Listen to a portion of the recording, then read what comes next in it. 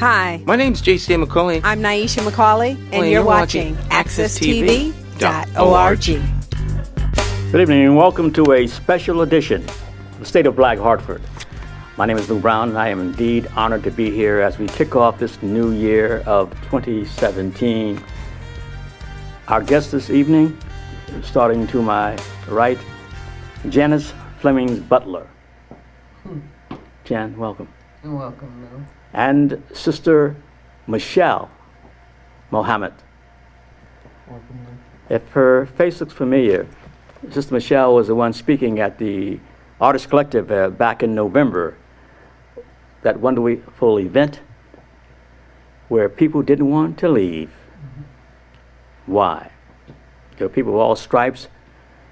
The black intelligentsia was up there on that stage from different disciplines. And there was a message there. And by the way, it's going to continue, and I have a reliable source. I haven't got the date yet. There's going to be a follow-up to it. Okay? And so, looking forward to that, and just for tonight. I can hear the gray matter moving, and it's going to be very, very interesting. The topic for tonight's special edition is empowering our people, strengthening our communities, and I like to say neighborhoods, and choosing our leaders. Okay? Okay, and of course, what we're talking about is what is the difference between activism and organizing? Janice, let's start with you. Now, you're the activist. No. And in my generation, we were all activists. Yep. And we stayed in touch with the beautiful nobodies. Yep. But we were all activists. No silos. Mm-hmm. What is the difference between activism and organizing? Well, for me, I have always seen myself as an organizer, not an activist. Yeah, Lou. I see activism as a tool in my backpack, one of many tools. And so, activism, you go out and you advocate for something for the greater good. Beautiful tool that I have used many times over. But with organizing, it requires you to develop people to see themselves as the leader, and you kind of as in the background. And so the distinction is, in simple forms in my opinion, is that one gets to be on the soapbox. You need to give all of these people free education. Free my people. Free my people, whatever it is. And then you have organizers who spend the time and actually door knock and identify leaders and develop them and spend the time developing them so they can find their own voice, and then they lead their community and you kind of just step back. And so activism for me has been a tool that I have used for over 20 years in my backpack. Sister Michelle, go ahead, my sister. I have to agree with my sister here. I've never seen myself as an activist. I firmly believe that I was led to this by a higher power. I was one of those ones that I thought I would just lead a quiet life, They call it the rut. Go to work, come home, go to work, come home, watch some TV, take care of mine in my own little world. But then I realized that if there's a fire in my neighbor's yard or my neighbor's home, I can't just look out the window, I need to help with some water or help get them out of the burning house. And organizing, I think that I'm still in the process of learning all that goes with that, because what we tend to do is, what I've run into is we organize, but we always want to do it with a limited number of people. And I'm seeing, because of where we that we need to go as a community, it needs to be something where we're welcoming to everyone that wants to play a part. Some people don't even know that they have a voice or they need to play a part. So there's education that goes with that. Speaking of voice, Janice in 2007, with some other sisters, founded the Voices of the Women of Color, a dynamic movement that didn't just talk the talk, but they walked the walk. What motivated you to do that? And if I hear what you're saying in your tools, I learned, Sister Michelle and Sister Janice, that you got to empower people. Yes. So that's empowering people. Well, part of my desire to build the Voices of Women of Color was partly of my struggle of dealing with loneliness at Trinity at the time I was doing my undergrad. And it just was a space, you know, you're in a policy and law department, and you're in a women's studies department. It's really not too many people looking like me, and it was a different space, but a space that I appreciated because I was challenged to focus and think differently, but I was lonely. And then in my work as an organizer, I had become lonely, right? And in this sense of, like, there wasn't many women doing organizing the way I had been trained to do it, right? That distinction between advocacy and organizing. And if you call yourself an organizer,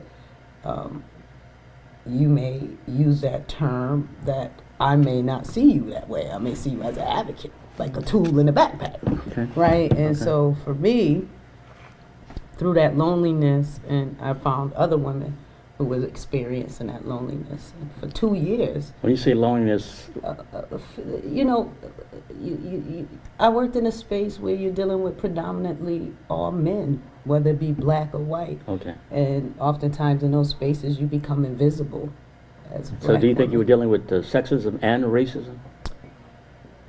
See, I never really too much focused on sexism, because when I'm organizing, I'm not playing a role in gender, Okay. which is so interesting given that I majored in women's studies, right?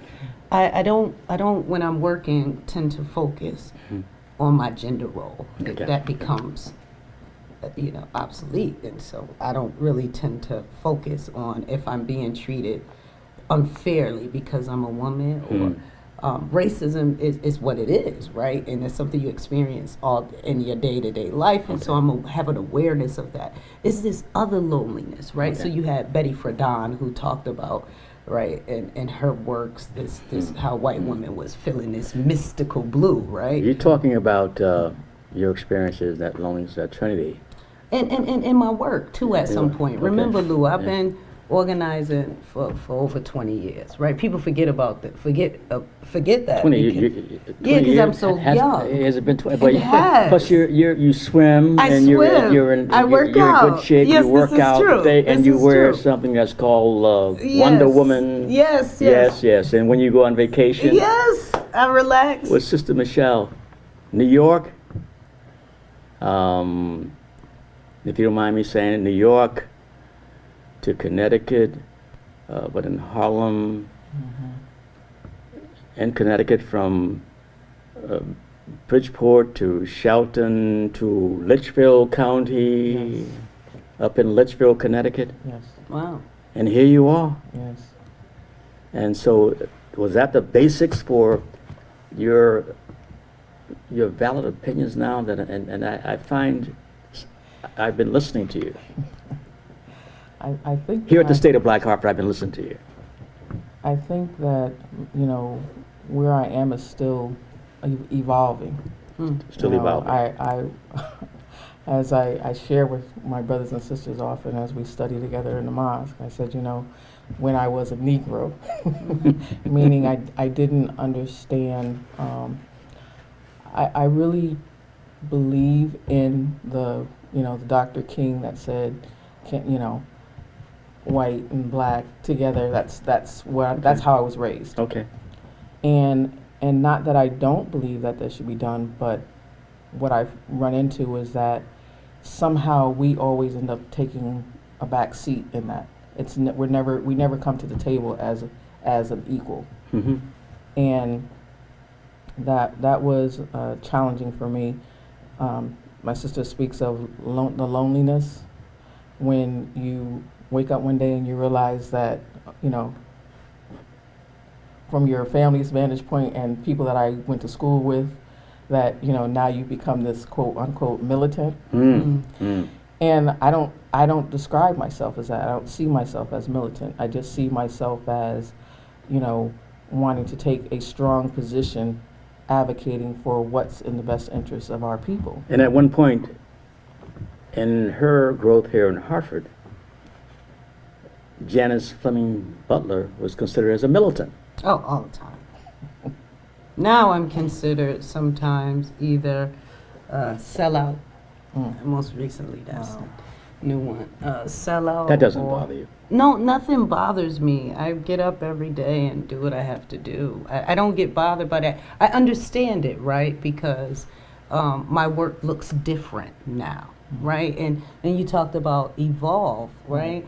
One of the things we don't do well for our people is accept the natural pathway of evolution, right? To suggest that I'm supposed to be the same person I was 20 years ago is laughable to me, right? And so people do that for one or two reasons. It's condescending. Keep you in a box, right? And say, this is who you are, right?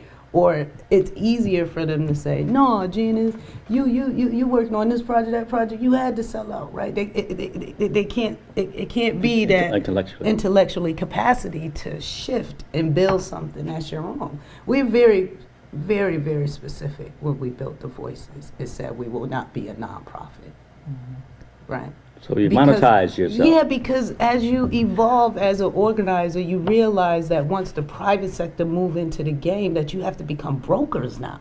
What we talking about, Lew? Right? You talking about advocacy? I'm talking about that as a tool because I'm a broker now, right? And so when it takes a while for people who move in this 501c3 status framework to understand where I'm headed. Right? People just now really starting to talk about social enterprising. Well, Stan been taping me for 10 years. He will tell you that the model from the Voices was social enterprise. We didn't want to compete with CRT and Urban League. And I wanted to have my political power intact with my ladies. Therefore, we fee for service, right? We pay taxes. We hire people. This is a business. This is no grant, no federal, no, right? At the end of the year, the IRS said, we want your check, and we give it to them. So I think when she talks about evolution, it's something that the Black community is what we're talking about, have struggled with, because we haven't had that consistent leadership that you point to with Queen Ella and Queen Trudy and Uncle Butch, right? And so we kind of get lost in the sauce. Well, I've been blessed to have that mentorship, right? And I understood them women as brokers, not advocates. There's a difference. Right? There's a difference. There's a difference between being a broker and an activist per se. The broker factor is that saying that when John F. Kennedy comes to Hartford, Connecticut, back when he ran, he was going downtown. Before you go downtown, you've got to stop on the corner of Main and Pavilion Street. That's right. And I got 500 votes. This is what I want. They're brokering. That's right. Speaking with you earlier, Sister Michelle, you talked about Minister Louis Farrakhan and the impact he had upon you in terms of that, in that same theater. Tell us about it. Share it with everybody else. I found it very interesting listening earlier. I was sharing with Lew that, my mom coming from the South and not wanting to go back to that. And she came north, raised my brother and I, put us in private school. And I was just raised a certain way. And I was sharing with Lew that, even as a young child, everyone always spoke about what was going on, but up until a point. No one really wanted to challenge what was really going on, like painfully truthful. And I guess the coin that we use now for that is being politically correct. You don't say that because you don't want to offend this one or that one. But you never really get to the root of what's going on because you don't have the courage, and it's not about offending anyone. It's about, let's get to the root of what's going on so we can really fix it, not just put a Band-Aid on it, and then you're putting a Band-Aid on a wound that you haven't even put any antiseptic on it, so it's going to fester again. And that seems to be, how we move. But then when I had the opportunity to hear Minister Farrakhan, and this is coming up, even having read Malcolm X's biography as in high school, it still was, okay, you read Malcolm X's biography, but he's over here, that's the black militant, and divide. Right, He and, has his and he place. stays over there. Yes. He has a place. But whenever I actually heard the minister speak for himself, not what someone told me, he was so painfully honest. I was looking around like, wait a minute. Does anyone hear what he's saying? I mean, I think I was taken away that he spoke the truth and didn't couch it You said something on any level. that I've been thinking about. This whole notion of being politically correct Right. as opposed to being politically responsible, especially to your constituents. Right. Right. And one of the issues we're talking about is choosing our leaders. How do we do it? So that accountability, it sounds real good to How do say. you do it? But how have you done it? I have an idea how you've done it based on the fact that when I barked at you and I'm running for public office and disrespected you, you said, oh yeah? You ended up backing someone else. But you It was also, really- and you told that individual, Yeah. I'll be back in, I heard her say it, we'll be back in 2 years. If you haven't delivered on your promises, you're out of here. So you answered my question, though, right? Is that I understand how power works, and it's really that simple. We have a process. You come to us, you want to interview, and you say, hey, I want to work with the voices to get elected. And I say this gracefully. We have never worked with somebody and they haven't been elected. But I will tell you that we have worked with people that we've gotten elected, and then in 4 years they've had to go because they didn't do what they said they was going to do. I believe You hold people accountable. Oh, you have to. But how do we get the masses? But I wish I could take your experience, your brains, your thought, and take your experience and your brains and just spread it all over this Hartford community. Because you're making sense to me in terms of the masses. And from being an old duck, the activism question, but I'm learning some things from you both in terms of power to the people.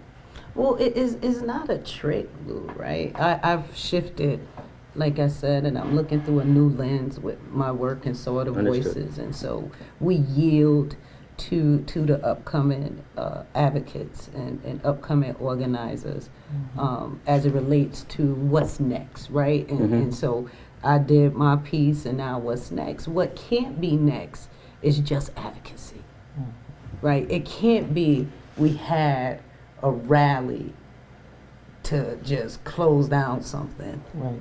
And you close it down, but you have no plan to build it back, Exactly. right? Those people I call arsons. You walk past a building, you light a match, you flick it, and you keep moving, right? But you ain't got no plan to buy no wood or nothing to rebuild it back. You're just an arson, right? And so this new generation that is Tell us about the new engaged, generation. I find them to be colorful and fun. Millennium. Those are some interesting folks, but let's put it in the context of work, because I will tell you that I I feel what Black Lives Matter did was so necessary at this time, right? They woke us up differently. And the young people said, if you ain't gonna do it, I'm gonna do it. And we don't know what we're doing, but we're gonna do something. Okay. Right? Okay. And that is important. We can't lose that, right? That's a tool in your backpack, right? You're bringing attention to the issue, right? What we didn't do well is that we didn't understand how to streamline that nationally, where we have these streamlined platforms. You've seen everyone, you had the Moral Mondays, you had those folks, and I respected that work, but it wasn't where I felt like it was going to give me the tangible outcomes that old school Linsky models would produce, right?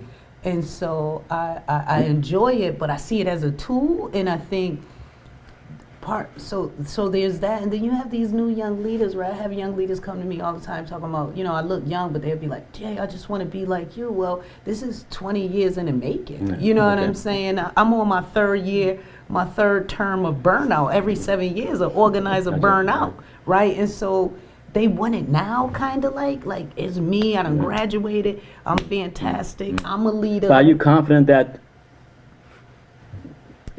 there's some young folks who are behind you that will be able to? Oh, absolutely. I'm grooming them now. Okay, and Sister Michelle, you know, one thing that kept me going throughout my career was to stay in touch with Minister Louis Farrakhan. Yes, sir.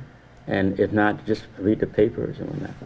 And in terms of, we've talked about being able to monetize ourselves and understanding how to make it work for us. Right. And here we are in 2016 here in Hartford, Connecticut. And I say there's no boundaries between us, whether it be in Hartford or Bloomfield or Windsor. Absolutely. Right. And those same kind of dynamics are working. Right. Lou, a lot of people don't realize we ran our first race in Bloomfield. Well, I didn't run my first race in Hartford. Is that right? Oh, yeah, I ran my first race in Bloomfield. It was the mayor race with Don Harris, and I don't know who he was running against, but we won, so I remember the candidate. But, yeah. I think it's, I'm listening to my sister, and I'm learning from her. We're all learning. I hope didn't that- know there was a 7-year I hope that- burnout. yeah. So Oh, yes. Oh, yeah. Oh, And- yes. and, So and the now- folks at home. If you doing them, if you yes. put miles on them legs and you Yes, on them doors, yes. you get burned out in 7 years. Yes. Yes. Yes. Yes. And what she speaks about with our young people is learning how to allow them to have their voice, and it sounds different than how we said it, but it's okay. And the one thing that the Minister Farrakhan has been talking to us about is that, you know, there's something that we did 20 years ago or 30 years ago, and you can't dismiss that because those are the shoulders you stand on. But what tends to happen, or has been happening in our communities, outside voices are trying to pit us against each other. But we can't get where we're going without each other. So we have to be courageous enough to let them fly. I've been hearing, you know. And it's challenging because, you know, a lot of us are afraid of change. You know? Well, I find that to be true, and I find that this is a part I don't understand, right? Like, it was an honor to be able to spend hours of listening and talking to elders, Yes, right? And yes. it's through those elders, right, that I have like this wonderful black book of relationships that a lot of people won't never get to have in this city. That's right. And I don't think our young people appreciate what our elders can give them. And you need that history in order to do your work, I Understood. guess. Understood. And I was fortunate to have that. You know? I've always said that in Hartford politics, we ignore our elders, and it's Hartford politics. We ignore our elders, and we eat our young folks Yes. at our own peril. Thus, we become co-conspirators in our own demise. Right.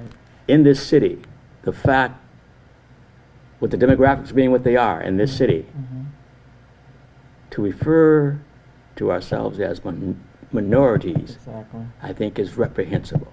Yes. You agree or what? Right. I think that that's something that I learned as I grew up in the era of us being minorities. And then And I understand to a certain extent, but right. But the reason why we accept that, okay. because there is a divide and conquer. Yes. When you have a group of people and you use something to divide them, then you have half the power, as opposed to if you had stayed together.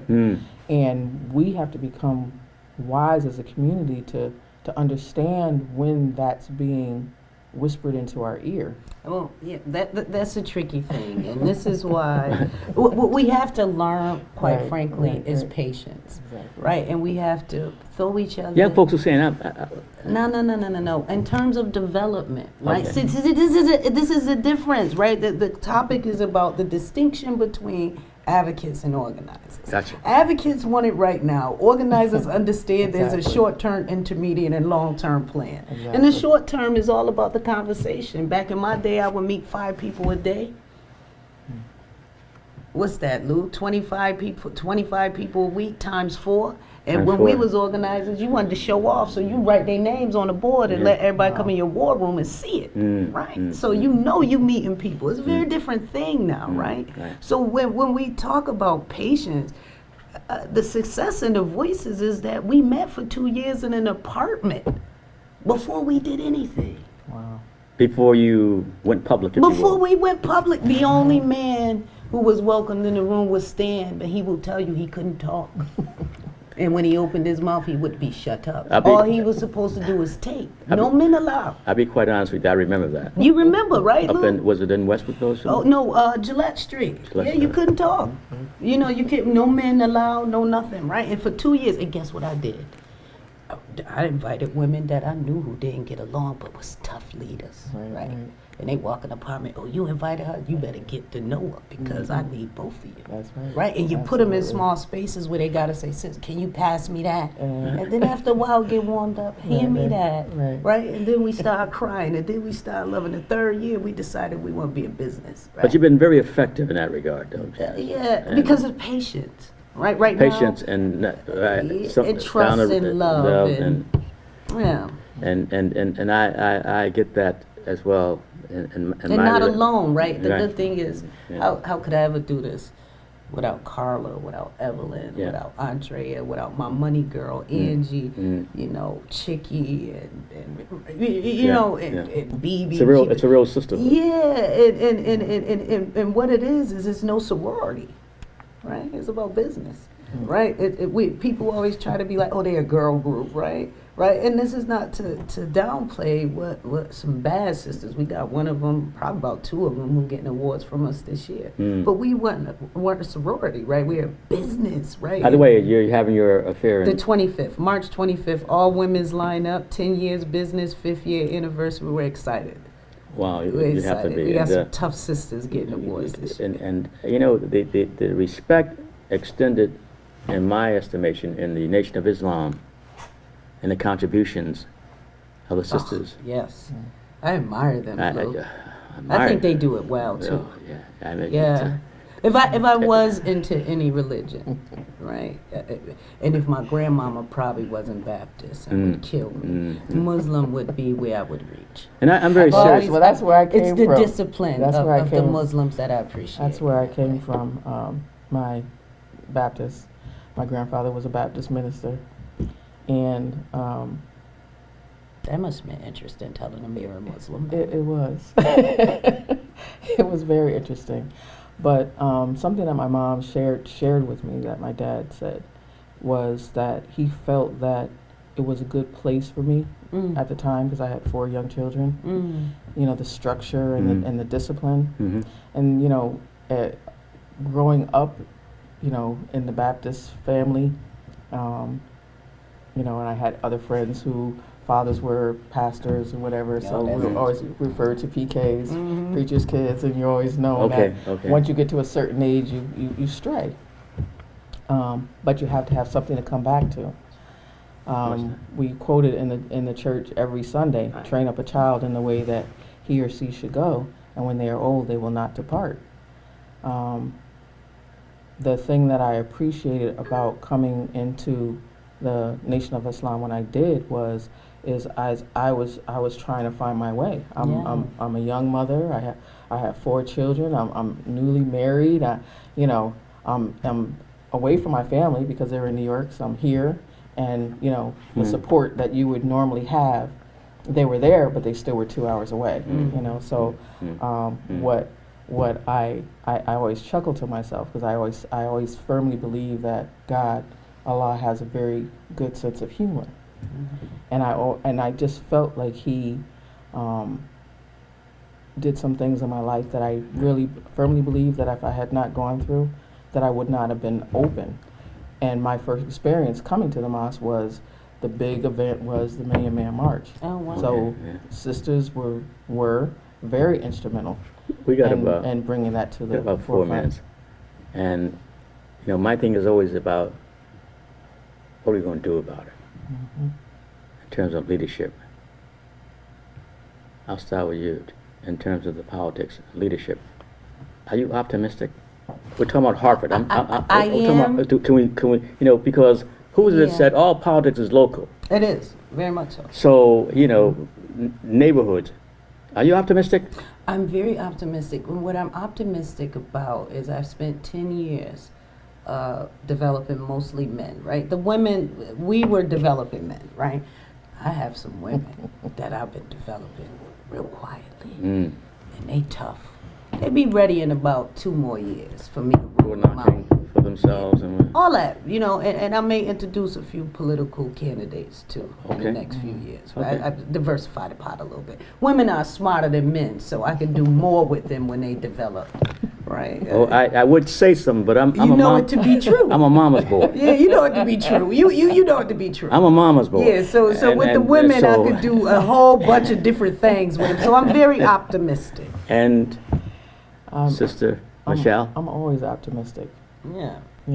Because I know, you and I spoke about this a few minutes ago, I know who we are. Yeah. And the minister is telling us now, he's going, to colleges and speaking to our young people and just letting them know, you have to come to terms with who you are. We come from more than just what we've been exposed to. Absolutely. So optimistic because it's our time. Realistically optimistic and movers and shakers, and Yes. I've always believed, and I'll say it publicly, it's going to take the sister Oh, yeah. to save us I agree. for whatever reasons. This has been one informative, enlightening conversation. It has. And we should do it more often. I'm so excited to have said. I don't know if you noticed. I'm a big fan of Louis Farrakhan on many levels, many leaders. I love leaders, I know right? you do. And I study them. Yes. And part of my diet has changed because of the book of Yes, mine how to too. eat. Yeah, right. And so I'm so honored to Same be here, with you, same here. sister. Thank you, Stan. Yes. He's behind the camera. but Yes, thank you, yeah. And Lou, me and you are in the Okay, same but club. do you know, I'll see you later. right, and we can agree that it was around the kitchen table, her mentors, Wow. where many heavy decisions were made, Yes. strategizing, some crying, Oh, yes. but coming out with some solutions Right. for the people. Yes. And thank you both, Sister Michelle Thank you. and Janice Flemming Butler. Yes, my love. Hey, we still got to come over and get that wood, too. Okay. All right. All right. It's been wonderful. I love you. Thank you so very, very much, and for this It's so special nice edition talking to you. of the State We'll of have Black to get Hartford together for definitely. I'm coffee. with our guests, Yeah. Janice Flemming Butler and Sister Michelle Mohammed. Stay tuned. The best is yet to come in a realistic way. The State of Black Hartford, Uncensored. See you next time. To the residents of Hartford, you put your trust in us, and we will honor that trust with transparency, with accountability, and with tireless hard work. We can't do it alone. Whether you put some new paint on your house, plant a new garden, mentor a neighbor, form a block watch, join your NRZ, in whatever way feels right to you, join us and put your shoulder to the wheel. This is your city. and your city needs you.